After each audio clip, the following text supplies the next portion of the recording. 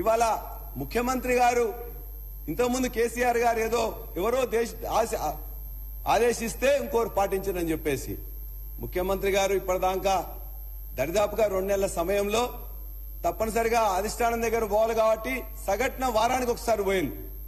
ఆ పక్కనున్న భవన్ నుంచి అక్కడి నుంచి పోతారు కాబట్టి కనీసం వారానికన్నా ఒకసారి వస్తేనన్నా బాగుండేది. వారు ఏదైతే చెప్పిన విధంగా వాళ్ళ అధిష్టానం దేవుడు శాసిస్తాడు, ఇక్కడ అరుణాచలం పాటిస్తాడు. మరి అదే కదా వారు చెప్పింది. ఇప్పుడు ఎవరు శాసిస్తున్నారు, ఎవరు పాటిస్తున్నారు? 6 నెలల్లో 60 రోజుల్లో 6 నిమిషాలు కూడా ప్రజావానికి పొంది ఎట్లా ప్రజాపాలన అవుతుందని చెప్పేసి మేము ప్రశ్నిస్తున్నాం అధ్యక్ష.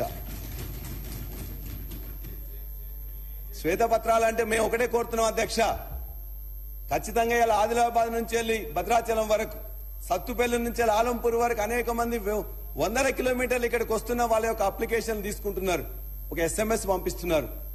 దయచేసి ఇప్పటికైనా ముఖ్యమంత్రి గారికి కనీసం రోజుకు 1 గంట టైం అక్కడ ఇవ్వాలని మీరు చెప్పిన విధంగా ఇవ్వమని మేము కోరుతున్నాం. మేము కోరట్లే, మీరు చెప్పిందే పాటించమని అడుగుతున్నాం. లేనట్లయితే కనీసం ఈ 2 నెలల్లో మీరు అంటే శ్వేతపత్రాలు అంటే బాగా ఇష్టపడుతున్నారు. శ్వేతపత్రం ఒక దాని మీద ఇచ్చినాం, 2వ దాని మీద ఇస్తాం, 3వ దాని మీద ఇస్తామని. దాని మీద కూడా 2 నెలల్లో ఎన్ని సమస్యలు వచ్చినాయి, ఎన్నిటికీ పరిష్కారం ఇచ్చినాం, ఏమైందని చెప్పేసి 60 రోజుల్లో ఒకరికన్నా పరిష్కరించిందా? ఇస్తే ఈ సభలో ప్రవేశపెట్టాలని చెప్పి కూడా మేము కోరుతున్నాం అధ్యక్ష. ఇలా 6 గ్యారంటీల గురించి గొప్పగా ఇందులో చెప్పారు, 2 ఆల్రెడీ ఇచ్చినామని చెప్పేసి. అధ్యక్ష, ప్రజలందరూ పిచ్చోళ్ళు కాదు. ఈ అత్యున్నత సభ చట్టసభలో అబద్దాలు ఆడటం చాలా నేరం అధ్యక్ష. గవర్నర్ ప్రసంగంలో చేర్చడం మరింత ఘోరం. అన్నదాతను ఆగం చేసుకుంటూ, మహిళలను మోసం చేసుకుంటూ 2 ఆల్రెడీ అయిపోయినాయని చెప్తున్నారు అధ్యక్ష. ఇది కాంగ్రెస్ గ్యారంటీ కార్డు, 6 గ్యారంటీలు, 13 అంశాలు. ఆ 13 అంశాల్లో ఒక్క అంశం, మొదటి దాంట్లో మహాలక్ష్మి అనే దాంట్లో 2500 ప్రతి మహిళకి ఇవ్వాలని, 500 రూపాయలు గ్యాస్ సిలిండర్ ఇవ్వాలని, 3వది ఉచిత బస్సు ప్రయాణం. రైట్, ఒక గ్యారంటీలో ఒక పథకాన్ని మీరు అమలు చేశారు, 15 కోట్ల మంది ప్రయాణించారు, బాగుంది. అదేవిధంగా ఇంకొకటి కూడా మీరు చెప్పారు, రాజీవ్ ఆరోగ్యశ్రీ ద్వారా మేము 10 లక్షల రూపాయలు, చేయూత అనే పథకం ద్వారా, చేయూత అనే పథకంలో 2వ భాగం, మొదటి భాగం 4000 మందికి ఇస్తా అని చెప్పారు.